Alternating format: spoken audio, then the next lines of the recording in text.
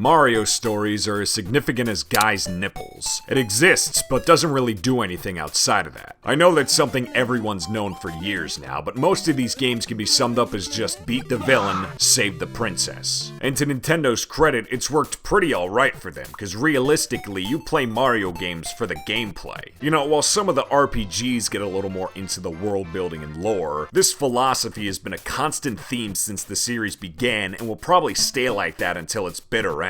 But for a moment, that seemed like it was all gonna change with the release of Mario Galaxy. This game revolutionized the potential a Mario story can have, because even though it's again about saving Peach from Bowser, it manages to tell a deeper narrative through its characters and set pieces than any game prior or after has done. Now, I'm not saying this is on the same level of Knights of the Old Republic or Red Dead, because this is Nintendo we're talking about, the same people who are entrusting Illuminations with making a Mario movie. Instead, it has emotional depth and makes your journey all the more impactful. For example, how about the fact that Bowser's an actual threat? In all the games prior, he was nothing more than a nuisance by just stealing Peach and only showing up at the very end. Hell, you fought his goddamn kids more times than he ever did him. Meanwhile, in the intro to Galaxy alone, he commands a full-scale assault on the Mushroom Kingdom, killing innocent civilians and setting everything on fire. And then caps it off by summoning a huge-ass UFO and bringing Peach's castle into space, while blasting Mario off into the outer reaches of the universe. But that's not even the end of it. Turns out Bowser's collecting power stars to create his own galaxy at the center of the universe and will rule practically everything if he isn't stopped. This alone gives something Mario games rarely ever have: stakes. Like, yeah, I know it's important to save the princess so Bowser doesn't take over and cause an economic collapse or whatever, but there's no emotion tied to saving the princess. It's like capturing a point in a shooter. You do it just because you have to. And this isn't saying games can only be good if they have emotional stakes. Hell, Mario Odyssey, the best Mario game ever, doesn't have them. But the reason why Galaxy's story is so good is because it gives us a reason to care about saving the day. The story also doesn't take away from anything in the process. Galaxy came out at a time where games were getting more cinematic, which was cool, but came at the cost of pacing. Now I get it, you know, they want to set up the world and make it seem all grandiose and stuff, but I kinda wanted to play a video game, not watch a movie. Don't get me wrong, Galaxy has an intro and dialogue, but it doesn't sacrifice anything gameplay-wise with it existing. This is because outside of a few mandatory instances, the story is told either through the settings themselves or is completely optional. To use another example, look at Rosalina. Through the intro and some of her dialogue, we learn she's a space queen in charge of the Cosmic Observatory. And if that's all you want to know about her, that's perfectly fine. The game doesn't force you to know about any of her backstory. But if you ever want to, which honestly you should because it's a huge part of this game, you can by going into the library and learning it for yourself. And the best part is, this is completely optional. There's nothing forcing you to go in there. Like, it doesn't give you any power-ups or blocks your progression. In fact, it's kind of the opposite, because you gain more chapters by playing more of the game. Galaxy knows at the end of the day, it's still a Mario game, so it accommodates to their standards without alienating its fans. But at the same time, it wanted to be more than just another Princess Fetch quest, like literally every game that came before it. Galaxy is a more mature approach to the Mario formula and uses stuff like its story, set pieces, and oh my god, especially its soundtrack to show off what it's capable of. Like, this isn't a desperate, edgy type of mature like in Shadow the Hedgehog. This is like a heat lamp scene from the SpongeBob movie type of mature.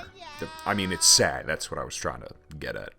And wouldn't you guess it, this approach turned out really well. Galaxy was acclaimed at launch, especially for its story and tone, proving that Mario games can have a deeper narrative and still be fun. But with all its success, you'd expect this new philosophy to carry over into future games and be further expanded upon, right? If there was ever to exist a physical embodiment of disappointment, it would be Super Mario Galaxy 2.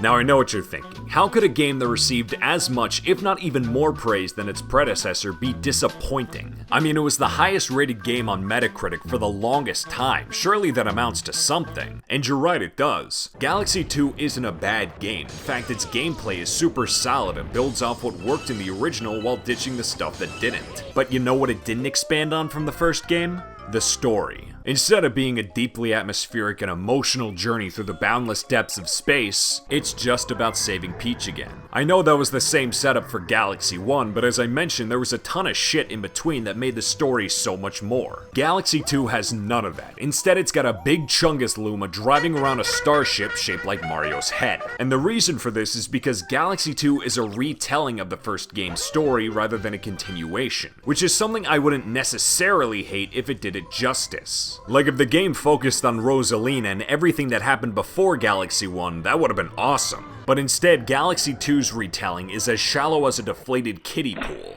And you know who's responsible for this? Who the hell do you think? Miyamoto. Now, it goes without saying this man is a genius, and there is a lot of truthfulness to that. It's clear he's very good at what he does. But something he's always sucked ass at, intentionally mind you, is storytelling. In Miyamoto's eyes, the world and gameplay of a game has always been more important than the story. Now, that's not completely wrong, as those are essential for making a game, but the narrative can be just as important because it allows the player to feel emotionally connected to the world and its characters. We have Galaxy 1's director Yoshiaki Koizumi to thank for the game's narrative. If you don't know who he is, well, that's kinda your fault, cause he's actually had some pretty interesting accomplishments. In fact, his earliest credit with Nintendo was writing the manual for A Link to the Past, which was actually a pretty big deal for the time. As he put it in a Wired interview from 2007, it didn't seem like they'd really figured out what most of the game elements meant, so it was up to me to come up with the story and things while I worked on the manual. So basically, he was in charge of connecting all the random crap the developers added into the game for the plot to make sense. And when it came time for him to direct Galaxy 1, it's clear he went all out with this, much to the displeasure of Miyamoto. In fact, it got so bad, Koizumi had to sneak story elements into the game just so Miyamoto wouldn't have an aneurysm. Now, I could understand where he was coming from if this drastically harmed the gameplay and pacing, but it didn't. He was just being stubborn, which is why he fought tooth and nail to make sure Galaxy 2 wouldn't have any remnants of the story and instead be a half-assed retelling.